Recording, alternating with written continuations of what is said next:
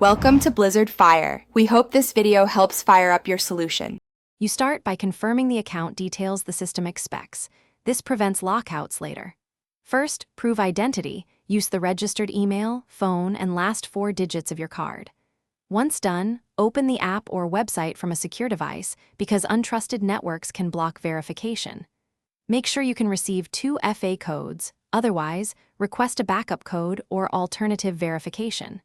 Doing this upfront saves time and prevents repeated failures that trigger temporary locks.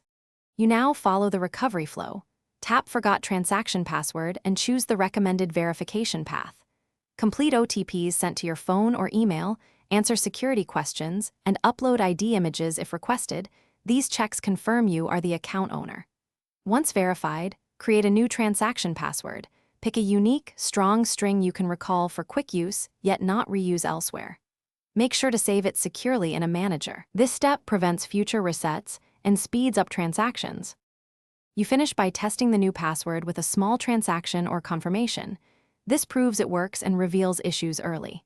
If the system rejects it, gather your reference ID, screenshots, and ID, then contact support promptly. Escalation is faster with clear evidence.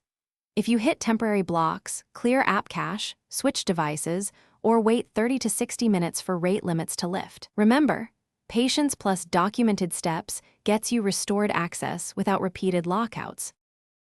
Thanks for watching. If you found this helpful, don't forget to like and subscribe.